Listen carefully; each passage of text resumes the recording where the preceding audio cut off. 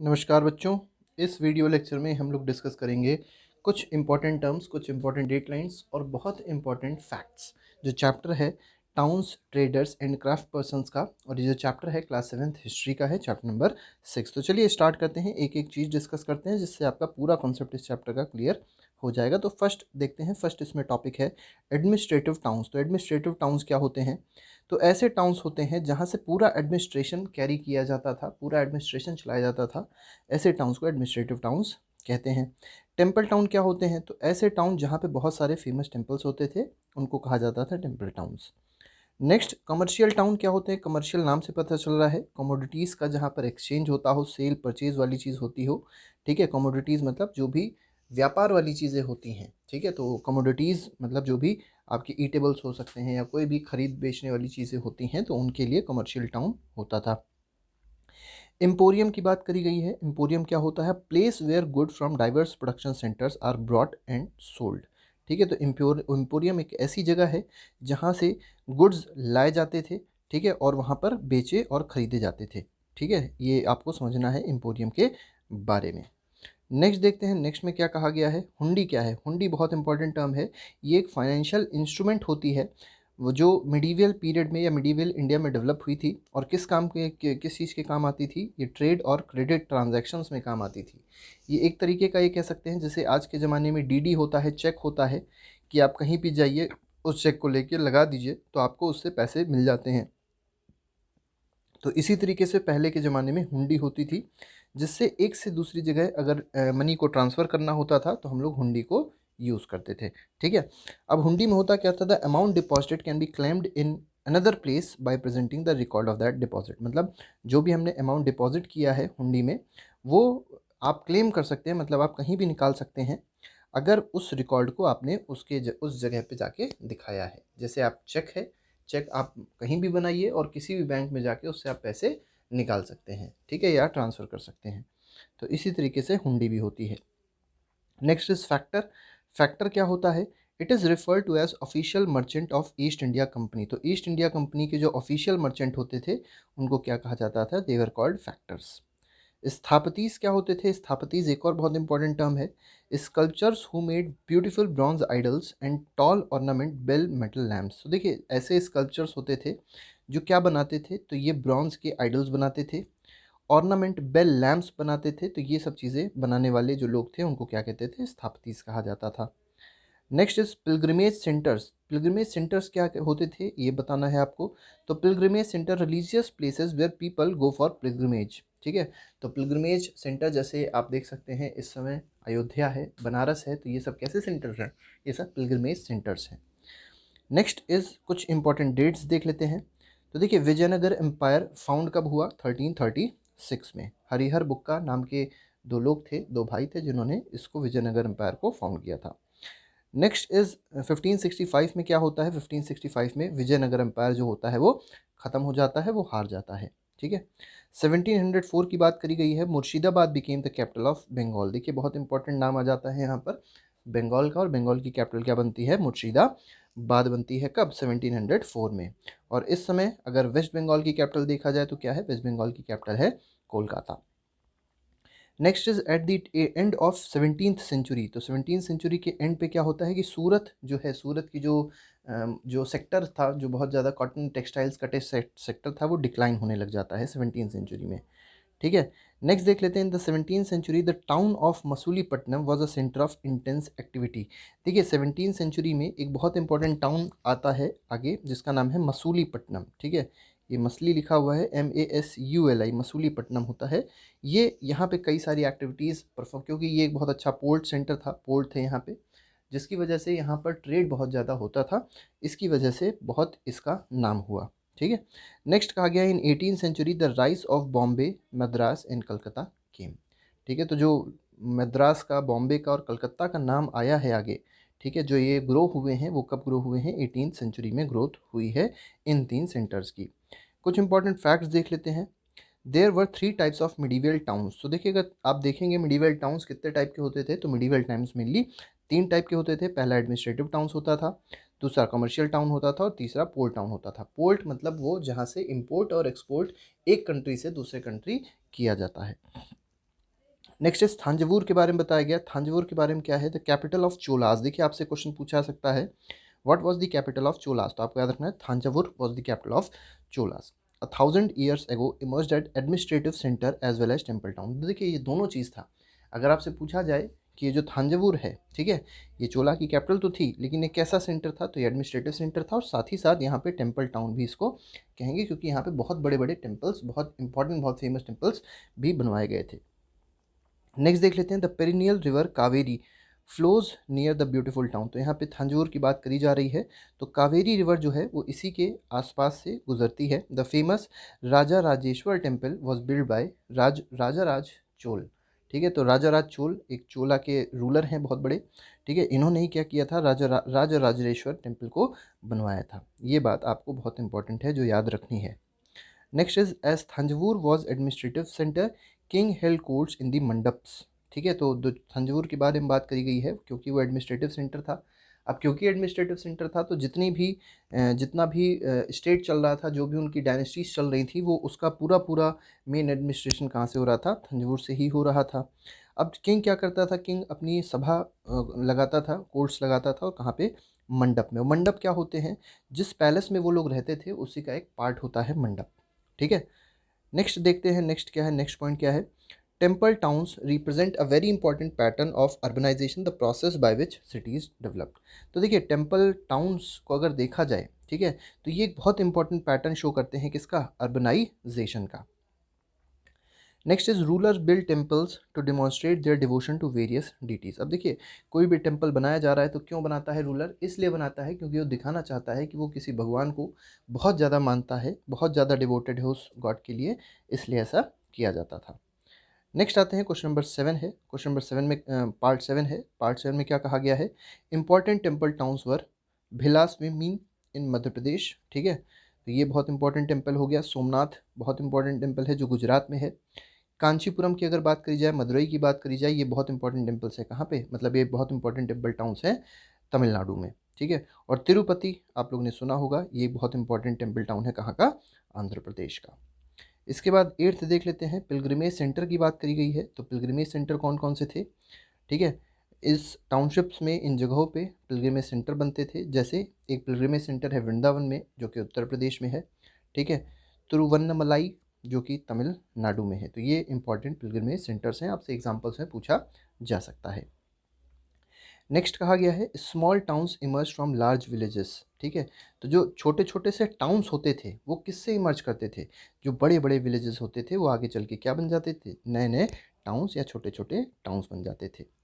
इसके बाद बात करी गई, दे यूजली हैड मंडपिका और mandi of later times to which near villages bought their produce to sell. तो मंडी आज भी आप लोग देखते होंगे। मंडी में क्या होता है कि आसपास के जो गांव के लोग होते हैं वो अपना सामान बेचने के लिए आते हैं। ठीक है, जो भी उनके पास प्रोड्यूस होता है, जो भी उनका फूड होता है, जो भी वो उगाते हैं, जो भी प्रोड्यूस करते हैं, उसको बेचने के लिए आते हैं। They also had market streets called haat और हट्टा। ठीक है, later times land with shops. तो इसमें जो मार्केट स्ट्रीट्स होती थी उनको हाट भी कहा जाता है या हट्टा भी कहा जाता था।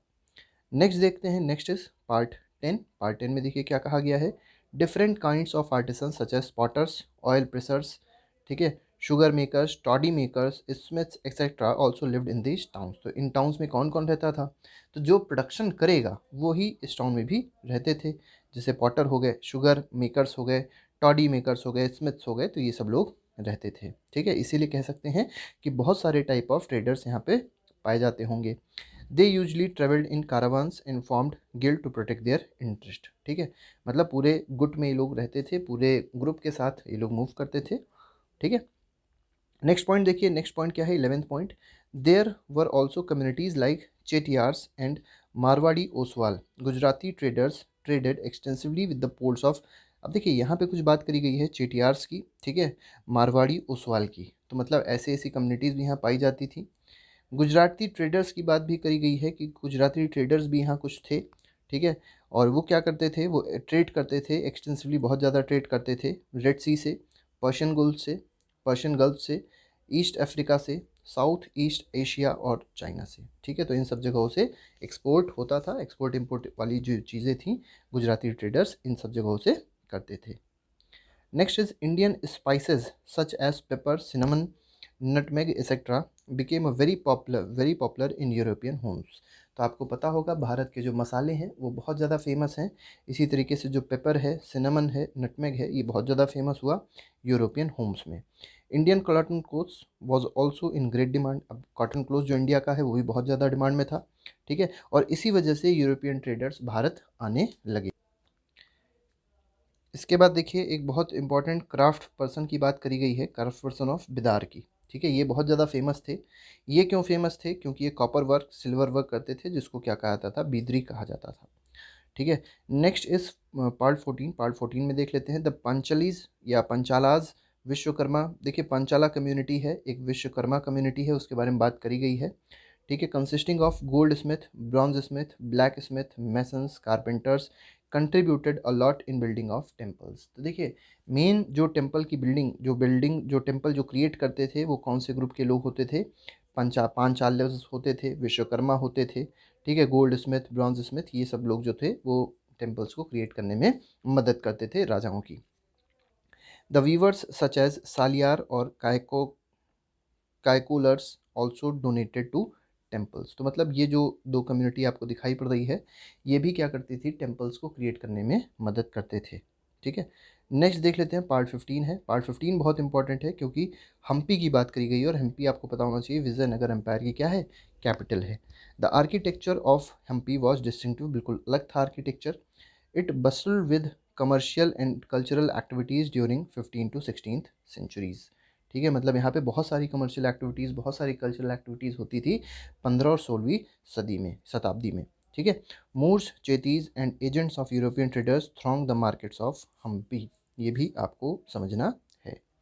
नेक्स्ट देख लेते हैं हम्पी फेल इनटू रीन। अब देखिए हम्पी क्यों गिर गई? हम्पी गिर गई डिफीट ऑफ विजयनगर एम्पायर। जब विजयनगर एम्पायर फॉल होता है, विजयनगर एम्पायर के जो रूलर्स थे जब वो ख़त्म हो जाते हैं, तो उसके बाद जो हम्पी होती है वो भी धीरे धीरे करके ख़त्म हो जाती है, बिल्कुल ही डिफीट हो जाती है वो भी, ठीक है। और इसको किसने किया था ऐसा? डकनी सुल्तान्स ने ऐसा किया था। सूरत इन गुजरात। अब देखिए सूरत की बात करी गई है, गुजरात में एक जगह है जिसका नाम है सूरत।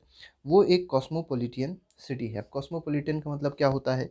कि वहाँ पे कई सारे लोग अलग अलग कास्ट के, अलग अलग क्रीड के एक साथ में रहते हैं।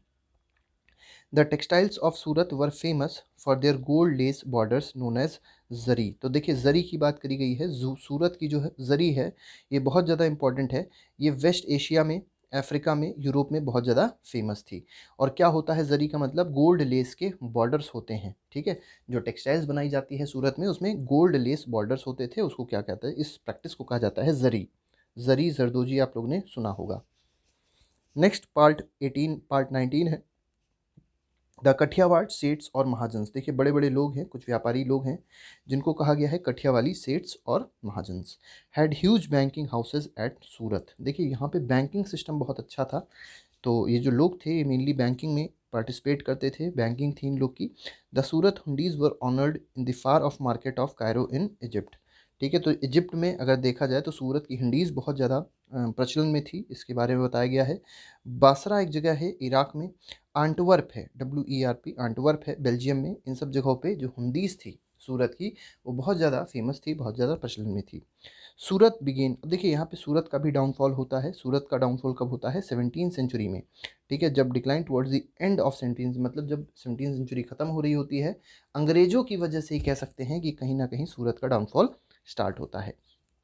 नेक्स्ट इज 20th पार्ट में कहा गया है the town of Masulipatnam, MASULI, Masulipatnam was a centre of intense activity in the 17th century.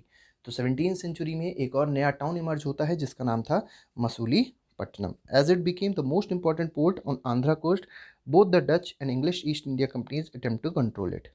अब देखिए जो डच की ईस्ट इंडिया कंपनी थी और जो इंग्लिश की ईस्ट इंडिया कंपनी थी, वो दोनों के दोनों चाहते थे कि उनका राज हो जाए किस पे? मसूलीपट्टनम पे, ठीक है। क्योंकि यहाँ से इंपोर्ट और एक्सपोर्ट करना मसूलीपट्टनम से दोनों जगहों पे बहुत आसान था, ठीक। इसके बाद 21st पार्ट देख लीजिए Qutb Shahi rulers of Golconda decided to prevent the attempts of various East India companies. तो गोलकोंडा के जो कुतुब शाही रूलर्स थे वो चाहते नहीं थे कि ईस्ट इंडिया कंपनी रूल करे, ठीक है, कंट्रोल करे मसूलीपट्टनम को। As a result fierce competition among various trading groups made the city populous and prosperous. बहुत सारा ट्रेड होता है, बहुत सारा कंपटीशन होता है, जिसकी बहुत सारे कंपटीशन की वजह से जो जो सिटी थी मसूलीपट्टनम, जो पोर्ट था, जो सिटी थी, बहुत ज़्यादा डेवलप होती चली जाती है।